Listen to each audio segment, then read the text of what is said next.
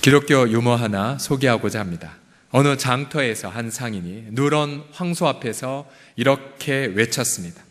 만일 이 황소의 눈에서 눈물을 흘리게 하면 이 황소를 선사하겠습니다.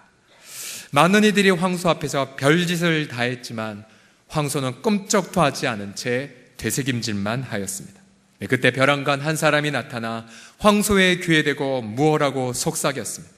황소는 그 소리를 듣더니 큰 눈에서 눈물을 주렁주렁 흘리며 심지어 황소가 도망하기까지 했습니다. 과연 이 사람은 그 귀에다 대고 뭐라고 말했을까요? 나 개척교회 목사야. 그때부터 눈물을 흘리더니 너 나와 함께 개척할래? 황소가 주랭랑 쳤다는 유머입니다. 이 유머는 훗날 이렇게 국제적 버전으로 발전합니다. 태국에 갔더니 코끼리 한 마리가 놓여 있는데 여러분이 코끼리를 움직이고 눈물 흘리게 한 사람을 코끼리를 주겠습니다. 그때 역시 또 한 사람이 나타나 이런 말을 했습니다. 나 한국에서 온 개척교회 목사야. 너를 데려가련다. 여러분은 웃으시지만 저는 이 유머를 좋아하지 않습니다. 비록 웃자고 하는 이야기이지만 이 내용 안에는 중요한 진리 하나가 빠졌기 때문입니다. 그건 뭐냐면 이 유머를 듣고 있다 보면 우리 목사님들 너무 불쌍하다. 목회는 할 게 못 되나 보다라는 암시를 전하기 때문이죠. 그러나 목회는 눈물이 많은 게 사실이에요. 그럼에도 그 눈물을 능히 잊을 만한 기쁨과 행복이 더 큼을 믿습니다. 만약 목회자가 부활하신 예수님을 늘 앞에 모시고 산다면 시편 16편 11절의 말씀을 경험하기 때문이죠. 같이 읽어봐 주십시오. 시작. 주의 앞에는 충만한 기쁨이 있고 주의 오른쪽에는 영원한 즐거움이 있나이다. 아멘, 아멘. 제 목회 사역의 좌우명과 같은 말씀입니다.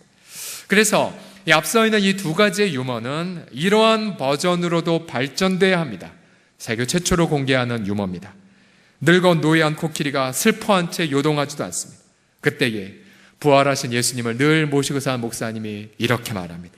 너 내가 누리고자 기쁨을 줄 테니 나를 따라오겠니? 그때 코끼리는 꼬리를 치며 코끼리니까 코를 돌리면서 목사님을 따라갔다는 그런 이야기. 여러분, 왜 이러한 유머들이 회자가 될까요? 그것은 우리 미자리교회 목사님들, 또 개척교회 목사님들 혹은 선교사님들의 어떤 생활고나 열악한 환경 때문만은 아닙니다. 오히려 우리 그러한 미자리교회 목사님들하고 대화를 나눠보면 목사님들이 뭐 때문에 힘들어하냐면 그건 돈이나 환경 때문이 아니라 사람 때문에 힘들다라고 말씀하세요. 사람들에 대한 실망감. 예를 들어 사람들이 격려와 지지의 박수를 보내다가 어느 순간 격려와 지지를 철회한다든지, 아니면 정말 가장 가까운 동역자들에게서 배반을 받는다든지, 때로는 자신의 그런 한 영혼을 향한 숭고한 가치가 인정받기보다는 오히려 멸시와 수모를 당하는 것. 결국 정말 힘든 것은 사람 때문에 힘든 것을 경험하죠. 이건 비단 목회자들에게만 해당되는 것이 아닙니다.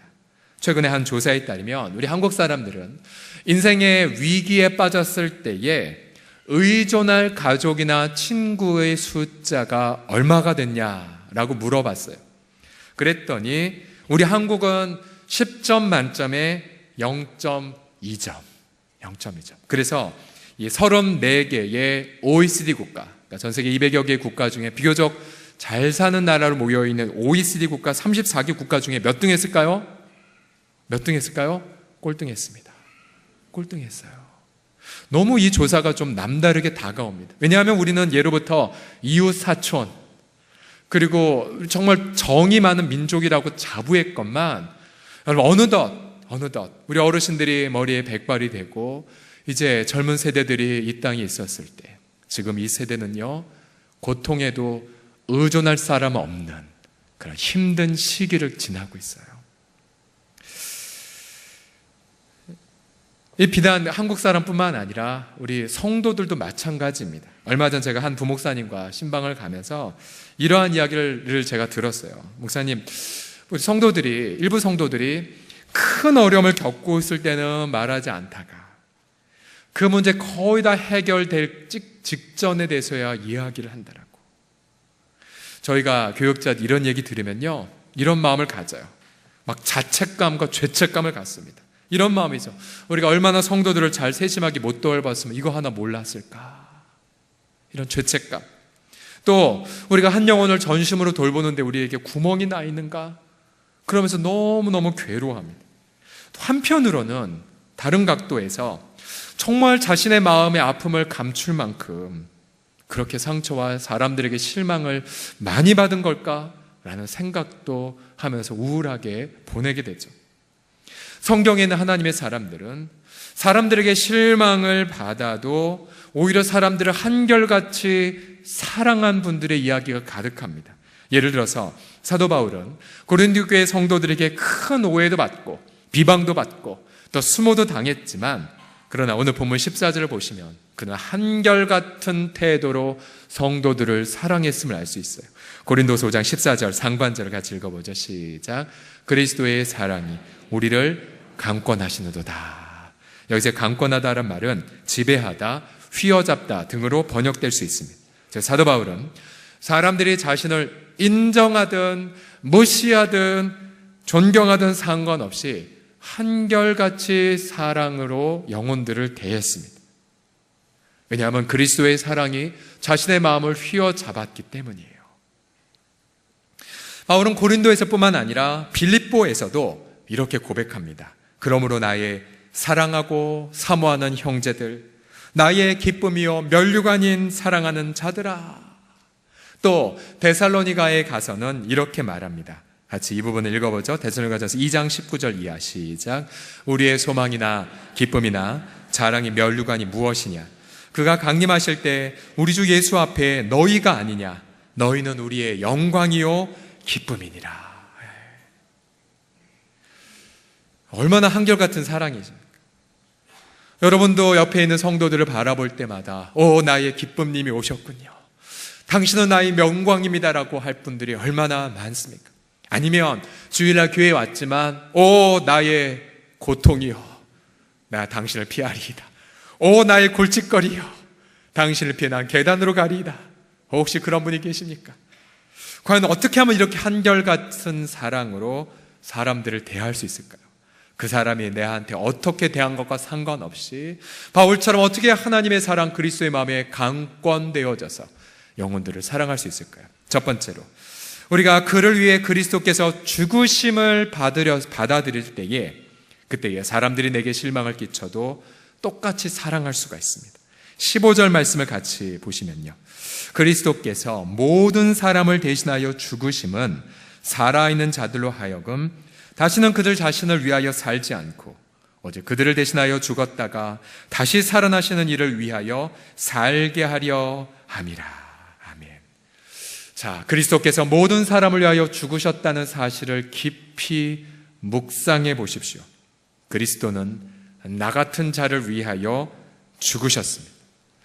여러분, 나 안에 있는 무수하게 많은 죄에도 불구하고 그리스도는 자신을 바치셨죠. 내 속에 있는 그런 엄청난 타락함에도 불구하고도 주님은 사랑으로 우리의 허물을 덮으셨습니다. 그래서 주님이 나를 위해 죽으셨기에 이제 더 이상 나는 나를 위해 사는 것이 아니라 나를 위하여 죽으신 주님을 위하여 살아갑니다. 이것은 가르쳐서 배우는 것이 아니라 그리스도의 사랑을 깨달은 자는 고백하는 영혼의 본능이죠. 영혼의 본능. 자, 여기까지는 우리가 다 동의한다 치더라도 그 다음 장면, 그러면 그리스도께서 모든 사람을 위하여 죽으셨다면 여러분이 대답해 보세요. 나를 실망시킨 자를 위하여서도 죽으셨을까요? 아멘도 안 하시네요. 다시, 그러면 주님이 나를 위해 모든 사람을 위해 죽으셨다면, 그러면 나의 그 원수를 위해서도 죽으셨을까요? 사실 아멘하고 싶지 않습니다. 왜일까요? 우리의 마음을 조사해 보면 이 마음이 도사려서 그리스도께서 그를 위해 죽으셨다는 진리를 거부해요. 어떤 마음이냐면 그 사람을 향한 판단의 마음, 혹은 그 사람을 향한 정죄의 마음 때문입니다.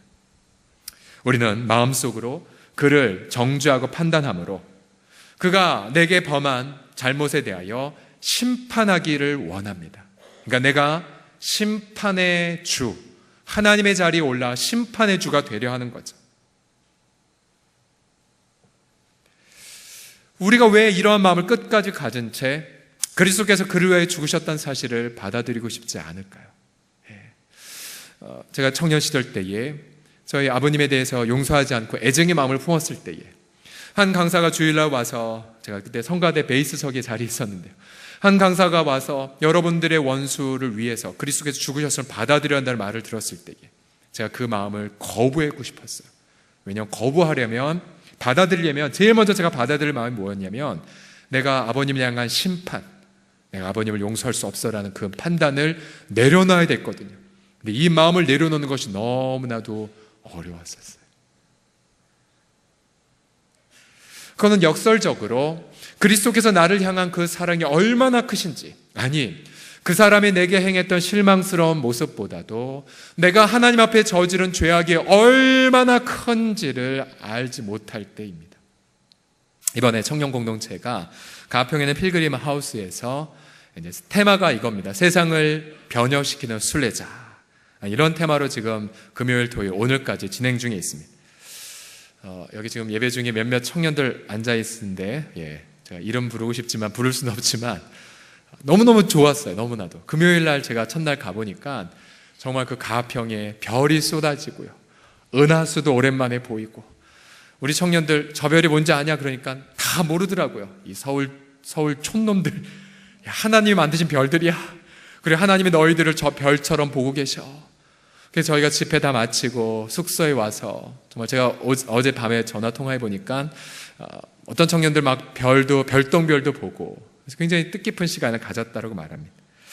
이번 수련회의 그런 테마의 교과서가 바로 존 버년의 철로역정이에요. 철로역정. 그래서 제가 이번에 다시 한번 정독을 해보았었는데요, 여러 부분의 은혜와 도전이 되었지만 특별히 요 한 장면에서 제 마음에 굉장한 찔림이 있었습니다. 자, 이 철로역정은 이 주인공이 크리스찬이고 동행자가 처음은 신실이었다가 이제 그가 순교를 당하고 나서 소망이라는 자가 동행하죠. 이제 크리스천과 신실이 함께 순례의 길을 걸었을 때에 어느 날 정말로 괜찮게 생긴 사람이 이제 나타나서 함께 동행을 요청합니다. 이 사람은 정말 그 입술에 은혜의 진리가 가득했었습니다. 너무너무 귀한 말들을 정말 옥석과 같이 얘기했습니다. 그래서 함께 있던 신실이 저 사람 너무 마음에 든다고, 우리 같이 동행하자고 얘기합니다. 그러자 크리스찬이 경색을 하며 경고합니다. 저 사람 누군지 아냐고. 저 사람은 멸망의 도시에 사는, 나와 같이 살았던 사람이 잘 아는데, 저 사람의 아버지는 허달변, say well, 말만 하는 사람의 아들이고, 그 사람의 이름은 바로 허풍선이라고. 그래서 이 신실이 다시 그 정보를 듣고는 묻습니다. 당신 정말 말은 너무나 좋은데 당신의 삶은 그렇게 살아갑니까? 아니 뭐 그런 걸 제게 묻습니까? 불쾌하게. 그런 계속 신실이 계속 질문을 던집니다. 결정적으로 당신은 당신의 진리를 얘기했지만 당신 자신의 죄성에 대한 깊은 혐오감을 갖고 있습니까? 대답할 수는 없었어요. 허풍선이는. 그리고 그는 도망을 가버리게 됩니다. 저는 저 부분을 보면서 나도 과연 때로는 허풍선처럼 그렇게 살아가지 않는가라고 너무나도 제 마음을 이렇게 돌이켜보게 되었습니다. 만약 저도 설교도 하고 또 기도할 때 하나님의 은혜를 체험하고 하나님의 기름 부으심도 성령님의 역사도 경험하지만, 그러나 제가 제 죄성에 대해서 처절한 혐오감을 갖고 있지 않다면 저도 저 허풍선이와 같은 사람인 것입니다. 그래서 우리는요, 만약 우리가 나의 죄와 또 나의 타락한 본성에 대하여 혐오감, 깨어있는 마음, 정말 처절한 슬픔, 그리고 구주 예수님의 십자가가 아니면 나는 결코 살아갈 수 없다는 분명한 갈급한 마음이 없다면 우리는 누군가를 향한 판단의 죄 속에 쉽게 들어가고요, 그 순간 우리는 이웃을 원망하고 정죄하게 됩니다. 그래서 우리는 신앙생활의 가장 중요한 대원칙을 이렇게 정리합니다. 내가 누군가를 향한 판단하고 원망하기 전에 내가 하나님 앞에 저지른 죄의 얼마나 큰지를 묵상해야 되는 사도 바울이, 부활하신 주님을 대면했던 대사도 바울도 그의 말년에 썼던 디모데전서 1장 15절에까지 이렇게 자기를 고백하죠.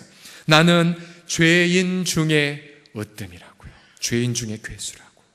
그건 그냥 입에 발린 말이 아니라 자신의 죄성을 솔직하게 바라보고 있는 자의 정직한 자기 인식이었습니다.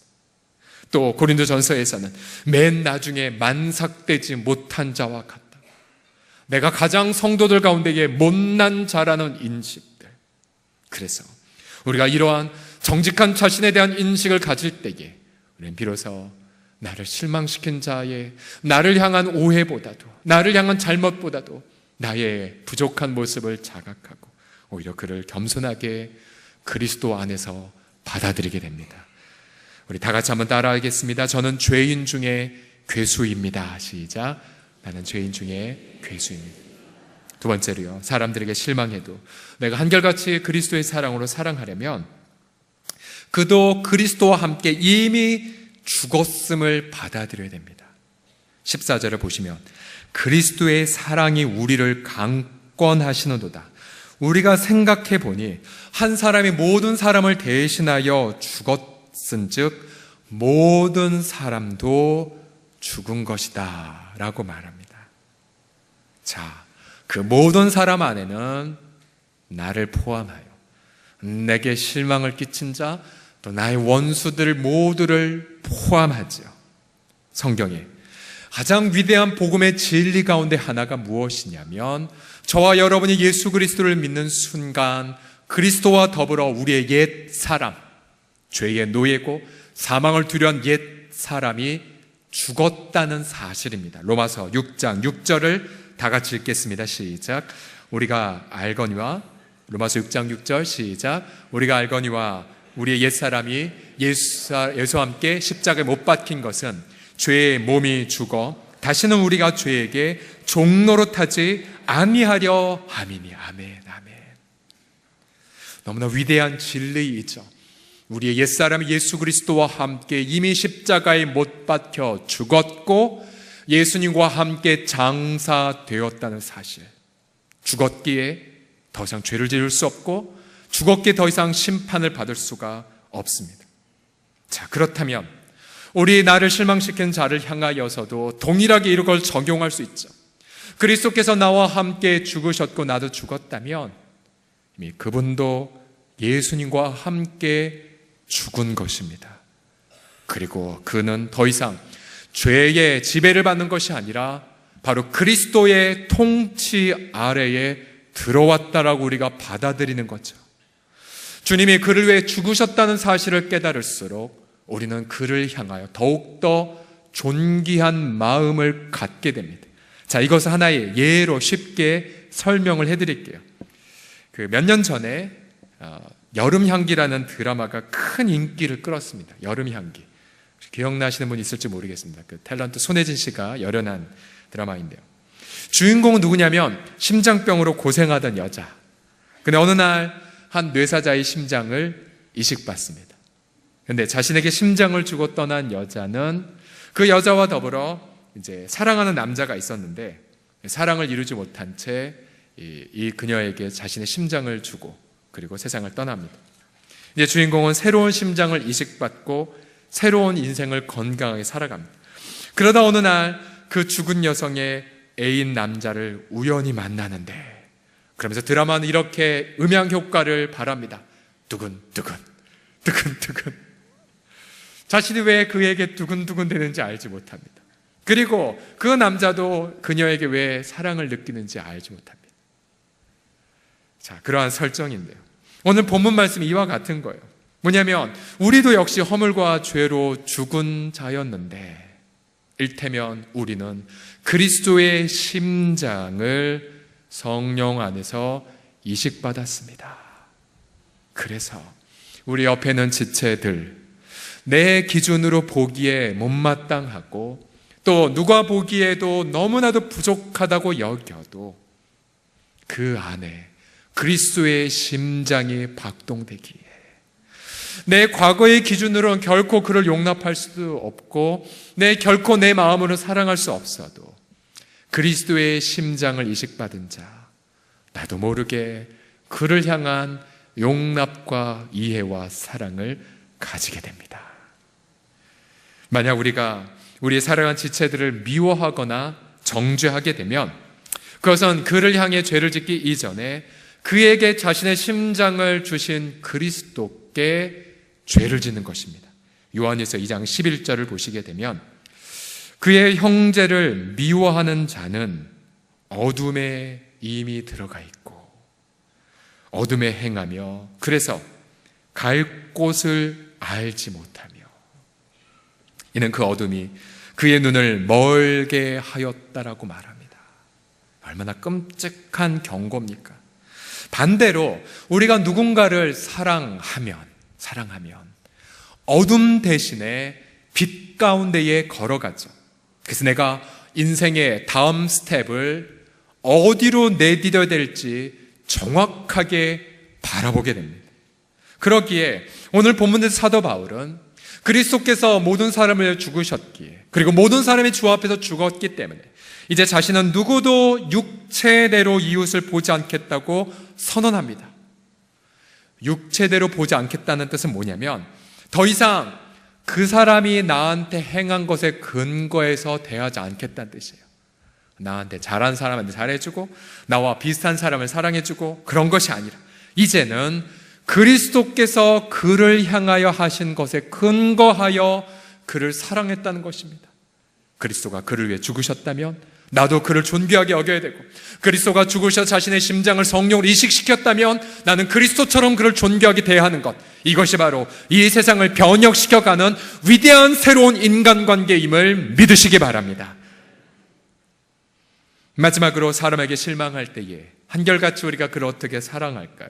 마지막으로는 그를 그리스도 안에서 죽은 자뿐만 아니라 더 나아가 그리스도 안에서 새로운 피조물로 바라보셔야 됩니다. 새로운 피조물로. 우리 5장 17절을 힘차게 읽겠습니다. 시작. 그런즉 누구든지 그리스도 안에 있으면 새로운 피조물이라 이전 것은 지나갔으니 보라 새 것이 되었도다. 아멘, 아멘. 무수하게 많은 이들이 이 말씀을 통하여 위로와 용기를 얻었습니다. 이 본문에 보게 되면 새롭다라는 단어가 2번 나오죠. 새로운 피조물, 또 새 것. 여기서 말하는 이 새로운이라는 이 뜻은 헬라어에 보게 되면, 원문에 보게 되면 새롭다라는 뜻이 2가지가 있습니다. 하나는 똑같은 것이 그냥 반복되는 것, 옛날 것이 또 반복되는 것에 새로운 것이 있고요. 근데 이 본문에 쓰여진 새로운이라는 단어는 이런 뜻입니다. 옛날에는 없었는데 새로운 것이 온 것을 의미합니다. 모든 것이 새로운 것, 질적으로 새로워진 것을 의미합니다. 우리가 그리스도께서 나를 사랑하사 자신의 생명을 바치셨다는 걸 믿는 그 순간, 그리고 그리스도께서 나를 사랑하사 나를 위하여 부활하신 것을 믿는 순간 우리 속에 성령을 통하여 새로운 피조물 된 자아가 시작됩니다. 질적으로 다른 자아, 새로운 자아가 우리 가운데 시작이 되죠. 바로 거듭났다라고 표현하는 위대한 진리가 예수 믿는 순간 이루어집니다. 새로운 피조물. 성경을 보게 되면 우리가 그리스도와 연관을 맺는 순간 무수하게 많은 새로운 것들이 우리 가운데서 시작됩니다. 예를 들어서 우리는 그리스도 안에 들어간 순간 죄로부터 구속을 받습니다. 또 우리는 그리스도 안에서 하나님 앞에서 살아있는 자가 됩니다. 또 우리는 그리스도 안에서 영원한 생명을 선물로 받았습니다. 우리는 그리스도 안에서 정죄함을 받지 않습니다. 우리는 그리스도 안에서 생명의 성령 하나님의 통치를 받습니다. 우리는 그리스도 안에서 하나님의 사랑을 환난에도 불구하고 끊임없이 경험하고요. 우리는 그리스도 안에서 이미 거룩함을 얻었고, 또한 우리는 그리스도 안에서 원수지간이라 할지라도 한 몸 되는 특권을 경험합니다. 우리는 그리스도 안에 서로 연결되어 하나님이 거하신 성전으로 되어 갑니다. 이 모든 새로운 일을 이루신 하나님, 우리 그 하나님을 영원히 찬양하지.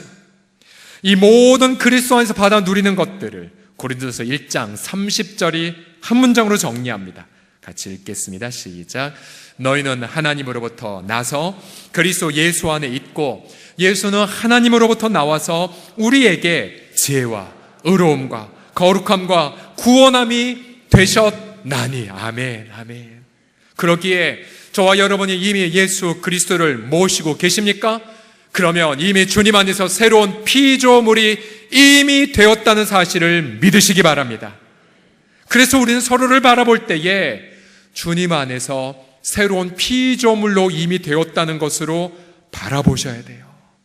그가 과거에 행했던 것에 근거해서 바라보는 것이 아니라 그를 위해 그리스도께서 죽으셨고 그리스도께서 그리스도 안에 주신 놀라운 은혜들을 경험할 자, 경험하고 있는 자로 바라보셔야 되죠.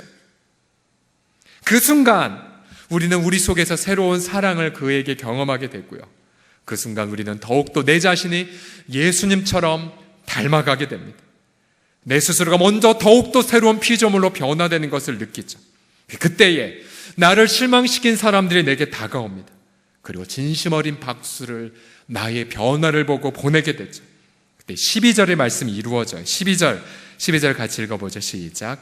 오직 우리로 말미암아 자랑할 기회를 너희에게 주어. 자, 바울은 고린도 교회 성도들 때문에 실망했지만 낙심하지 않았습니다.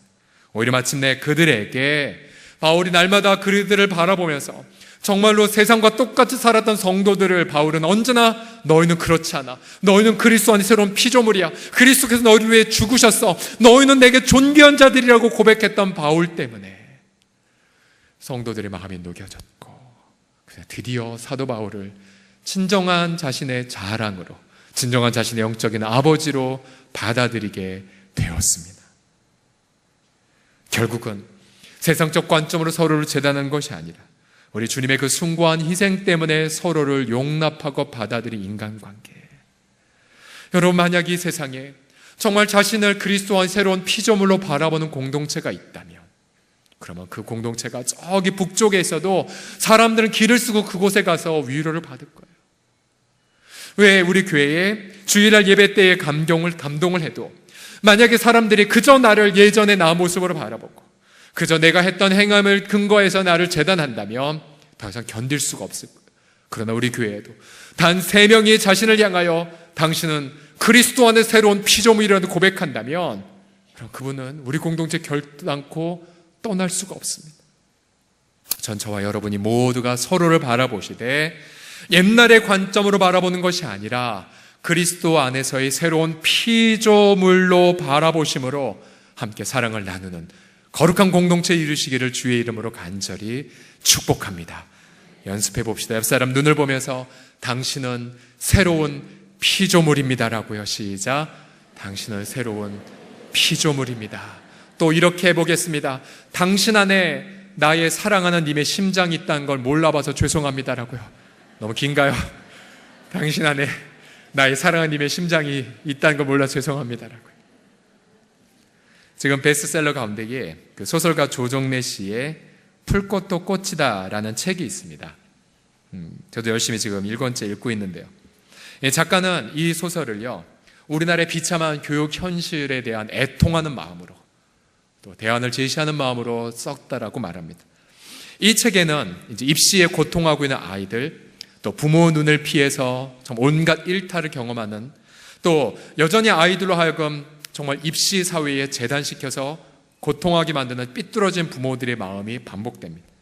이 이야기는 자기가 정말 모범적으로 살았던 아이인데 자살을 기도하려고 했던 그러한 아이를 본 끔찍한 엄마의 비명으로 이 소설은 시작됩니다. 여러분, 현재 사교육 시장은 연간 40조 이상이 되죠. 40조 이상. 여름마다 되면 우리 교육자들, 우리 중고등부 아이들 보충이나 여러 학원 특강 때문에 수련에 빠진다라고, 또 그거에 암묵적으로 동의하는 부모들의 견고한 그런 강팍한 마음 때문에 얼마나 많은 고통을 하고 있는지 모릅니다. 사교육 시장 40조 이상. 또 한 해 동안 학교를 떠난 아이 숫자가 몇 명인 줄 아십니까? 모두 7만 명 이상 됩니다. 1년에 7만 명 이상 된 학교 학생들이 공립학교를 떠나고 있어요. 그래서 지금 교육부에서 지금 아이들을 향하여 대안을 갖고 있지 못한 상황. 그래서 많은 이 땅에서 일어나는 기독교 대안학교에 대하여 자신들이 대안을 갖고 있지 않기 때문에 우리나라의 공교육의 어떤 이 나라의 교육의 정책에 대한 권위만 인정해 준다면 터치하지 못하는 형편에까지 이르렀습니다. 아이들이 하루 평균 10시간 이상 공부하고, 그러나 행복지수가 세계 최하위의 나라. 세계 최하위의 나라. 가장 끔찍한 부분은요, 우리 월남전에 많은 우리 참전 용사들이 가서 자신의 피를 흘리지 않았습니까? 그런데 여러분, 이 통계 들어보셨습니까? 월남전의 참전 용사들의 사망자 숫자보다 더 많은 아이들이 자살했다는 사실을요. 지금 한국교회는 다음 세대를 살리는 골든 타이밍에 들어가 있습니다. 과연 지금 우리가 다음 세대를 위하여 무엇을 해야 될까요? 이제 더 이상 우리 다음 세대들을 주일만 단 1시간 붙잡고 예배하고 공과하는 것은 불가능합니다. 그래서 지금 우리 교육부서에서는 여러 가지 우리 주중 사역을 계속해서 오픈하고 있죠. 우리 예를 들어 금요일 날 저녁에 하고 있는 어와나, 성경 암송시키고 아이들 리더십 훈련시키고 어와나 프로그램 지금 잘 하고 있고, 또 우리 하반기에는 어린이 전도 폭발, 비록 주일날 하지만 전폭을 통해서 아이들을 철저하게 복음 전도자를 무장시키고자 하고 있고요. 또 우리 교육부서에서 주중에 우리 아이들을 모여서 성경을 가르치고 예배케 하는 부분들로 지금 다양한 부분들로 준비하고 있습니다. 우리가 다음 세대를 바라볼 때마다 여러 가지 고통과 과연 이 아이들이 어떻게 될까라는, 정말, 그리고 우리 기성세대가 어떻게 이렇게 잘못하고 있는가는 깊은 죄책감에 빠지죠. 근데 여러분, 너무나 절망하실 필요 없습니다. 우리 아이들을 향하여서도 역시 우리는 똑같은 관점, 그리스도 안에서의 새로운 피조물로 변화된 관점으로 아이들을 바라보셔야 돼요. 어제 우리 중등부가 저녁 집회, 수련회 이제 3번째 날 저녁 집회를 이제 교회로 옮겨서 이제 저녁 집회를 가졌죠. 저녁 집회가 이제 8시부터 시작돼서 중등부 아이들이 몇 시간을 버티겠습니까? 근데 밤 11시에 끝났어요. 3시간 넘게 집회가 진행이 되었는데, 아이들, 전 이제 기도하기 위해서 이제 초대돼서 한 9시쯤, 8시 한 40분 정도 있었는데요.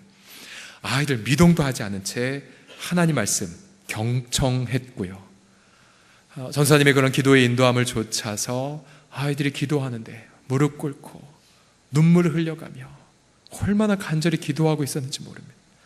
한 아이는 가장 뒷줄에 와서 무릎 꿇고 기도하는데 저한테 눈물 흘리며 목사님 저 위해서 기도해달라고 막 울면서, 기도 제목이 뭔데? 우리 아빠 구원시키는 거예요. 중학생이 막 울면서 기도하는데요. 세상은 뭐 중2병이다, 정말 중학교 애들 너무나 못 말린다라고 말하지만 그렇지 않아요. 그렇지 않아요. 아마 시간이 더 있었다면 더 해도 아이들은 끝까지 기도하고 찬양하고 눈물 흘리고 기도하고 했었을 거예요. 하나님이 제가 그런 마음을 주셨어요. 하나님, 제가 우리 아이들 위해서 어떻게 기도할까요? 또 우리 금요일 날엔 청년부들이 있어서 우리 청년부를 위해서 이제 초대받아서 집회 인도하며 갈 때 하나님 어떤 마음으로 제가 축복을 해야 될까요? 역시 저도 똑같은 마음이었었어요. 이 땅에 정말 비참한 청년들의 현실, 또 방황하는 청소년들의 모습만 생각하고 하나님 은혜 부어주십시오 하니까 기도가 안 되더라고요. 근데 성령님이 그런 마음 주셨어요. 경철아, 너 그런 눈으로 아이들 보지 마. 문제적 관점으로 보지 마. 이미 그들은 그리스도 안에 있고 이미 그리스도 안에 새로운 피조물이야. 저들은 하나님을 만나고 싶어하고, 저들은 주의 음성을 듣기를 열망하고, 저들은 예배를 탐닉하고, 그래서 저들은 하나님 앞에 헌신하고 싶어. 그런 관점으로 아이들을 바라보고 청년들을 바라보고 제 마음속에 한없는 축복이 흘러나왔어. 아버지의 사랑으로, 예수님의 사랑으로 우리 청년들에게는 너희는 이미 세상을 비춘 하나님의 별들이야. 별들이야. 너희들 가운데 믿음이 가장 적은 아이들은 한 민족밖에 변화 못 시킬 거고, 정말 아브라함 믿음을 제대로 가졌다면 너희는 열방의 아비가 될 거야 라고, 그런 축복을 하나님이 저들에게 하게 하셨어요. 우리 사랑하는 성도들이요, 우리는 여전히 인간들에게 치이기도 하고 많은 고통을 겪기도 합니다. 하지만 여러분, 어떠한 관점으로 서로를 바라보시겠습니까? 여전히 과거의 편견과 선입견으로 바라보시겠습니까? 아니면 정말로 그리스도께서 위하여 죽으신 지체로, 정말로 그리스도의 심장을 성령으로 이식받은 지체로 바라보시겠습니까?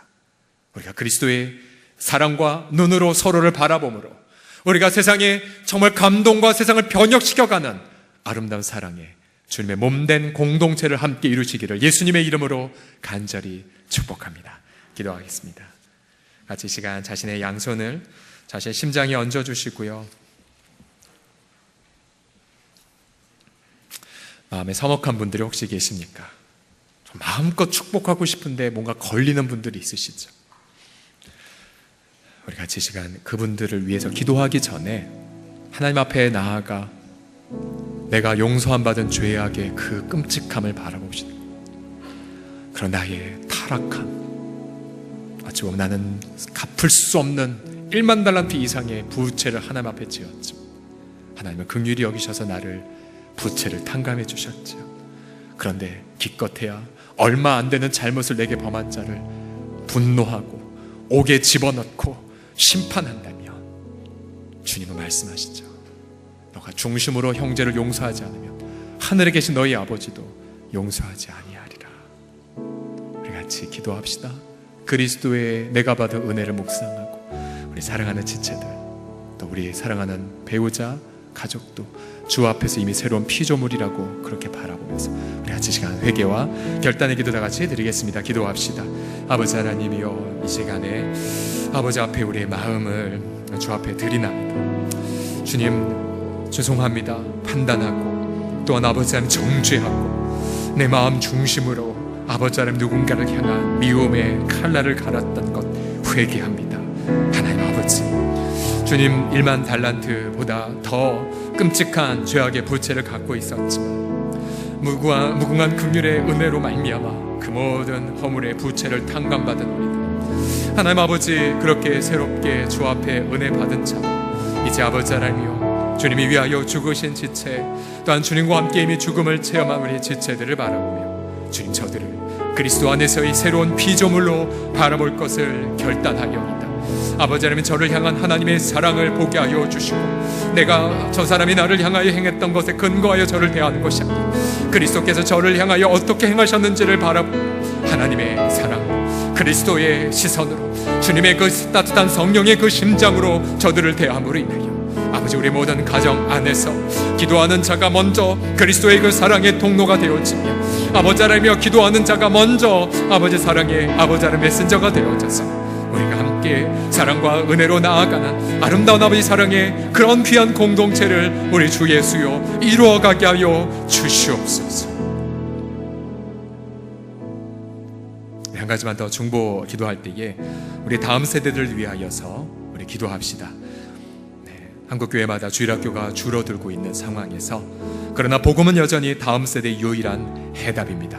저는 분명히 하늘의 별과 같고 바닷가의 모래와 같은 셀 수 없는 다음 세대들을 하나님께서 일으켜 세워주실 줄을 믿습니다.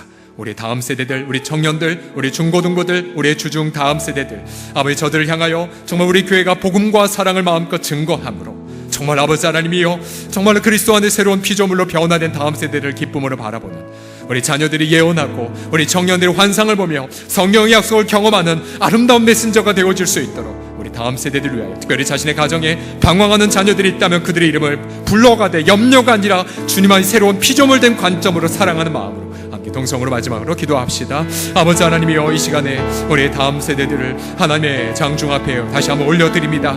아버지 하나님, 염려하지 않겠나이다. 좌절하지 않겠나이다.